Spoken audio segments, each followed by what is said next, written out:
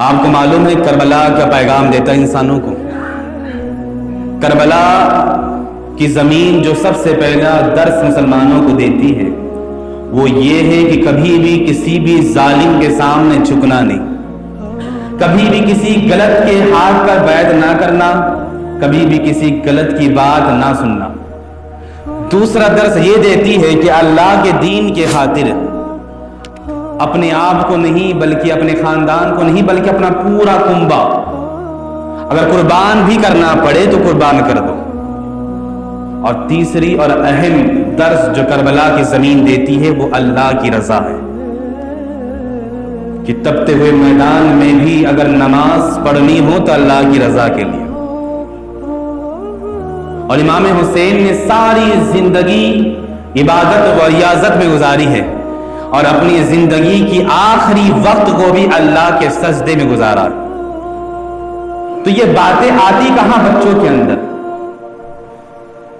یہ باتیں آتی ہیں ان کے ماں باپ کے ذریعے سے. اس لیے کہ بچے جس طرح اپنی ماں باپ کو دیکھتے ہیں, ماں باپ جس طرح اپنے بچوں کو درس دیتے ہیں تو بچے ویسے ہی بنتے ہیں جس طرح ماں باپ بنانا چاہے. ذرا دیکھیں مولا کائنات مولا علی شیر خدا وہ ہے جنہوں نے دنیا میں سب سے پہلے اسلام قبول کیا بچوں میں, جب لوگوں کو ہوش نہیں رہتا صحیح غلط کا. لیکن کیا انداز ہے میرے مولا کائنات مولا علی کا کہ بچپن میں 9 سال کی عمر میں اسلام قبول کی, اور جو اسلام کا دامن 9 سال کی عمر میں پکڑا ہے نا وہ آخری دم تک پکڑا. میدان ہو, جنگ ہو, بیابان ہو, جنگل ہو, کبھی بھی اسلام کو چھوڑا نہیں, ہمیشہ اسلام کے لیے آگے کھڑے رہے. حدیث پاک ہے کہ مولا کائنات مولا علی نے حضور پاک صاحب الاولیاء صلی اللہ تعالی علیہ وسلم کو اور حضرت ماں خدیجہ کبریٰ رضی اللہ تعالی عنہا کو نماز پڑھتے دیکھا. 8-9 سال کی عمر ہے مولا کائنات کی. جب اللہ کے رسول کو اور ان کی بیوی کو نماز پڑھتے ہوئے دیکھا تو مولا کائنات نے نماز کے فارغ ہونے کے بعد اللہ کے رسول سے پوچھا کہ یہ کیا ہے, آپ کیا کر رہے ہیں؟ میرے آقا فرماتے ہیں کہ میں اپنے رب کی نماز ادا کر رہا ہوں, میں اپنے رب کی عبادت کر رہا ہوں. اب ذرا سنو مولا علی کا جواب. میرے مولا علی فرماتے ہیں اللہ کے رسول مجھے پسند آ گئی ہے. مجھے کیا ہو گئی ہے؟ پسند آ گئی ہے, مجھے پیار ہو گیا نماز سے. کون؟ مولا علی فرماتے ہیں اللہ کے رسول مجھے پڑھنی ہے, مجھے پیار ہے نماز سے. میرے آقا فرماتے ہیں کہ پہلے اپنے والد ابو طالب میرے چچا سے پوچھ کیا. اب ذرا دیکھو جو مولا کائنات گئے, فرماتے کہ میں اپنے والد کے پاس پہنچا. میں نے کہا اپنے والد سے کہ میں نماز پڑھنا چاہتا ہوں اللہ کے رسول کی طرح. تو اللہ کے رسول نے مجھ سے کہا کہ میں پہلے آپ سے اجازت لوں کسی بھی معاملے میں. اب ذرا جواب سنا ابو طالب کا. فرماتے کہ بیٹا سارے مکے والے جانتے ہیں کہ تجھ سے محبت کرنے میں تیرے باپ سے زیادہ حق میرا بھتیجا محمد رکھتا ہے. وہ تیرے حق میں جو فیصلہ کرے گا وہ مجھ سے بہتر کرے گا, جو وہ کہتا ہے تو کر لے. مولا علی فرماتے کہ میں نے 9 سال کی عمر میں کلمہ پڑھا ہے. اب ذرا ماں کی طرف چلتے ہیں, خاتون جنت کی بارگاہ میں. خاتون جنت وہ ہے جو میرے نبی کی آنکھوں کی ٹھنڈک ہے, میرے نبی کے چہرے کی مسکراہٹ ہے, میرے نبی کے جگر کا ٹکڑا ہے. حضرت خدیجہ الکبریٰ رضی اللہ تعالی عنہا فرماتی ہے کہ جب بھی اللہ کے رسول جناب محمد رسول اللہ صلی اللہ تعالی علیہ وسلم جب بھی باہر سے آتے تو دروازے پہ کھڑے رہ کے پہلے سلام دیتے, آواز دیتے, دروازے پہ دستک دیتے. جبکہ دروازہ کھلا ہوتا تب بھی دیتے, دروازے کے باہر دستک دیتے انتظار میں کہ میری بیٹی فاطمہ آئے گی. حضرت خدیجہ الکبریٰ رضی اللہ تعالی عنہ فرماتی کہ جب حضور سلام کہتے دروازے پہ کھڑے رہ کے دستک دیتے تو میں کہتی بیٹی فاطمہ جاؤ تمہارے والد آئے ہیں. فرماتی ہیں کہ حضرت فاطمہ ننھی قدموں میں جاتی, حضور کی انگشت مبارک کو پکڑ کے اندر لے کے آتی, اور جب تک خاتون جنت نہ جائے حضرت خدیجہ فرماتی کہ پیارے آقا وہیں رکے رہتے تھے.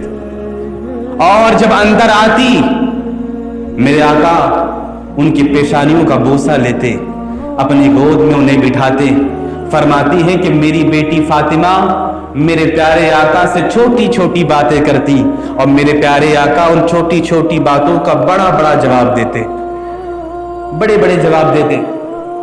اور یہ محبت اس قدر تھا اللہ کے رسول کو کہ جب بھی کہیں سے میرے آقا آتے تو سب سے پہلے حضرت فاطمہ الزہرا رضی اللہ تعالی عنہا کے گھر پہنچتے کہیں بھی۔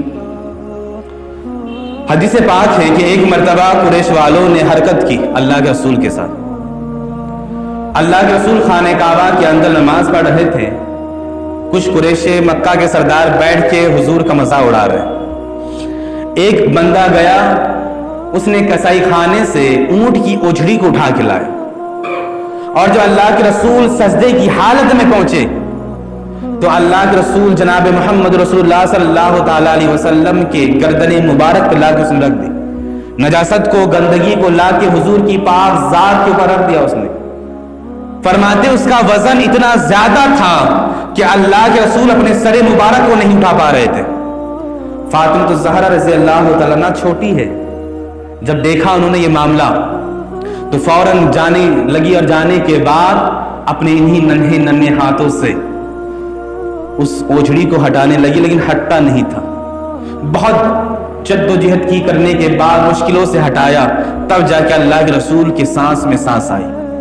اتنی تکلیف قریش مکہ نے اللہ کے رسول کو دی، یہاں تک کہ جب فاطمہ الزہرا باہر نکلتی تھی، چھوٹی ہے، تو لوگ اللہ کے رسول کو تانا دیا کرتے تھے، اللہ کے رسول کے خلاف باتیں کرتے تھے۔ ابو جہل بھی کر رہا تھا۔ جب فاطمہ الزہرا نے ابو جہل کی زبان سے جب یہ کلمات سنے اپنے والد کے تعلق سے، تو بیٹیاں تو اپنے باپ کے لیے ہمیشہ محبت والی ہوتی ہے، برداشت نہ کر سکی، کہنے لگی اے ابو جہل، میرے والد کے بارے میں تم نے جو جملے کہے نا، واللہ خدا گواہ ہے میرے والد ایسے نہیں ہے، میرے والد کے اندر یہ صفتیں نہیں پائی جاتی ہے جو تو لوگوں میں بیان کرتا ہے۔ جب ابو جہل نے دیکھا چھوٹی سی بچی بحث کر رہی ہے لوگوں کے سامنے، اس نے دیکھا کہ میری تو عزت کو یہ گوارا نہیں ہے، تو ابو جہل نے حضرت فاطمہ الزہرا رضی اللہ تعالی عنہا کے گال میں تماشا مارا۔ اللہ اکبر۔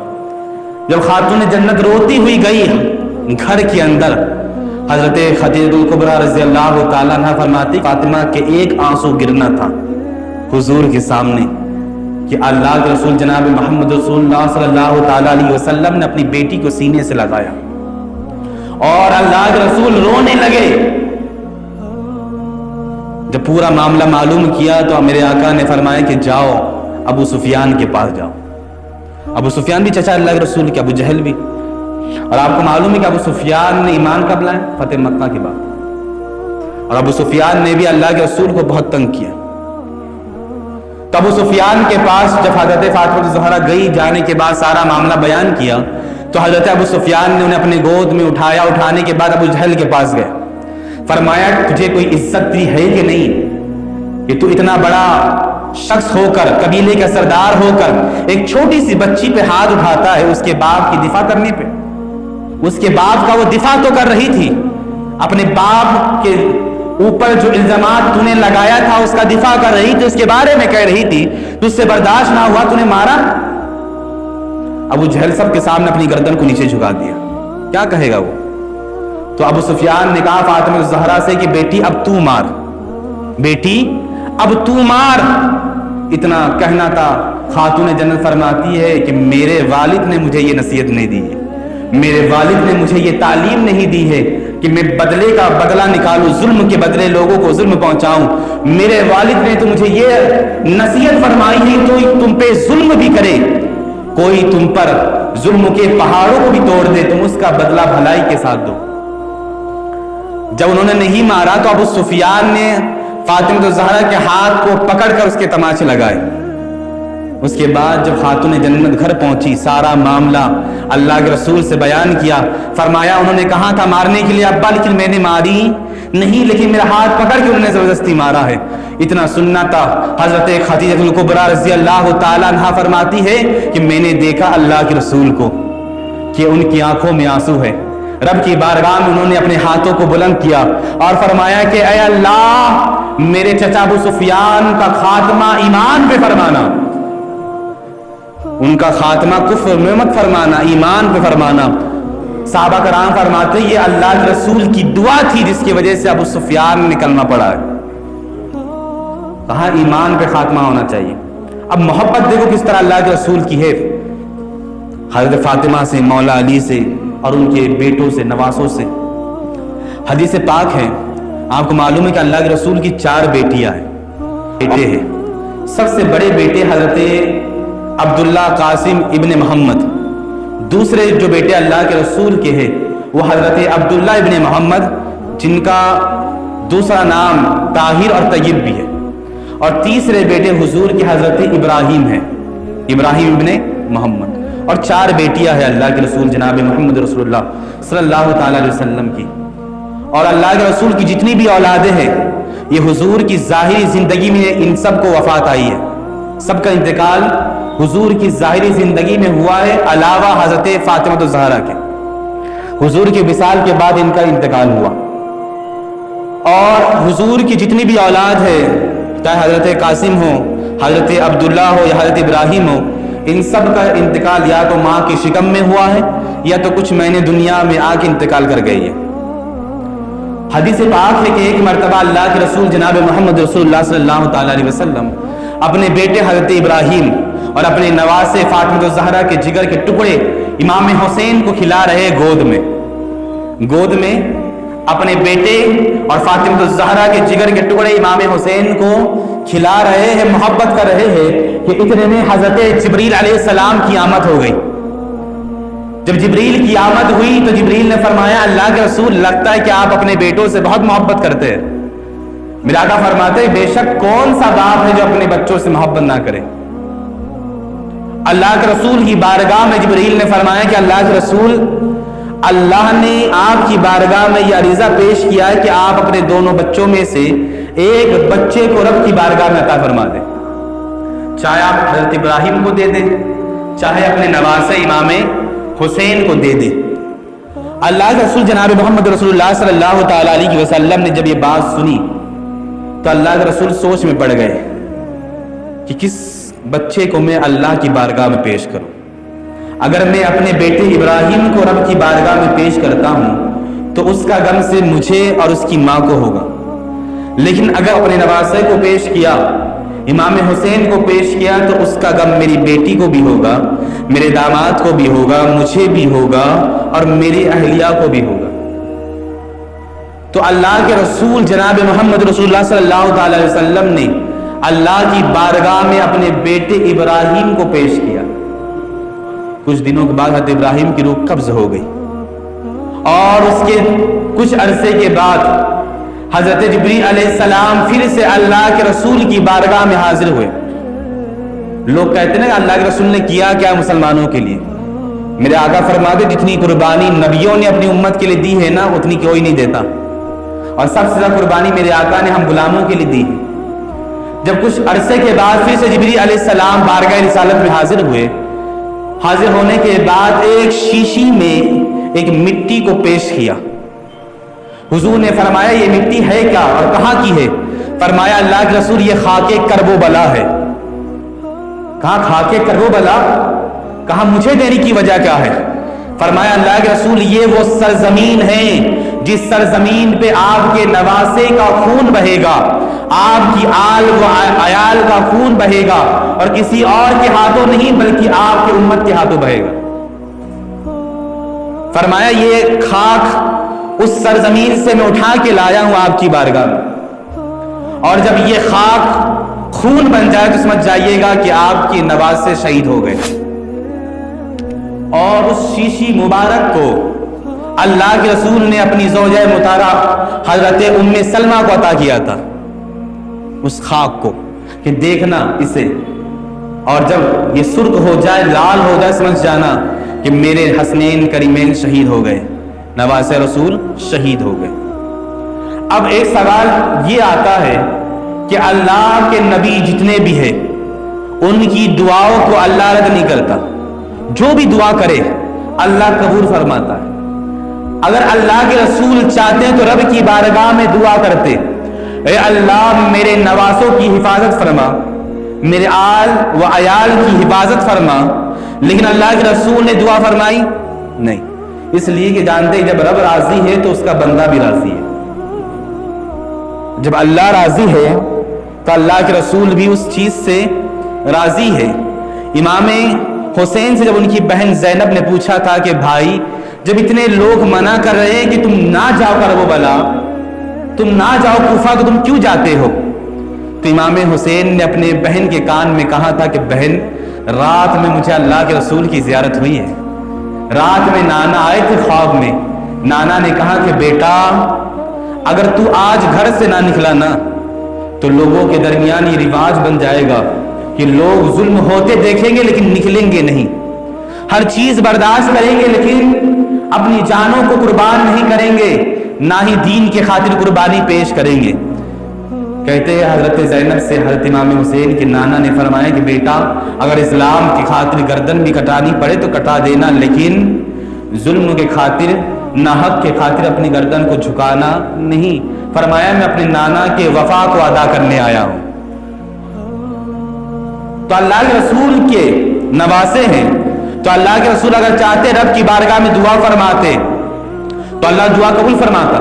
صحابہ کرام فرماتے کہ ہم نے اللہ کے رسول کو دیکھا ہے کہ ہمیشہ وہ اللہ کے رسول امام حسین کے گلے کو چھما کرتے تھے۔ ابو ہریرہ فرماتے ہیں اللہ کے رسول ہم نے دیکھا ماں باپ کو محبت کرتے ہوئے، ہم نے دیکھا ماں باپ کو اپنے بچوں کی محبت میں چومتے ہوئے۔ اگر کوئی ماں باپ اپنے بچوں کو چومتے ہیں محبت میں تو سر کو چومتے ہیں، گالوں کو چومتے ہیں، ہونٹوں کو چومتے ہیں۔ اے اللہ کے رسول یہ بات سمجھ میں نہیں آتی کہ آپ ہمیشہ اپنے نواسے کے گلے مبارک کو چومتے ہیں۔ اللہ کے رسول فرماتے یہ وہ گلا ہے جس گلے میں تیر ہوگی، یہ وہ گلا ہے جس گلے میں تلواروں کے وار ہوں گے۔ فرمایا اس گلے پہ لوگ ظلم و ستم کریں گے، مجھے پیار کرنے دو۔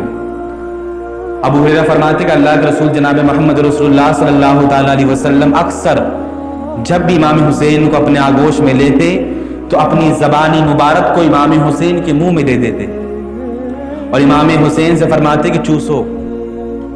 امام حسین اس زبانی مبارک کو چوستے تھے، اور میں نے جب اس کی تفصیل دیکھی میرے آقا کو اپنی زبانی مبارک کو امام حسین کے منہ میں دینے کی وجہ کیا تھی؟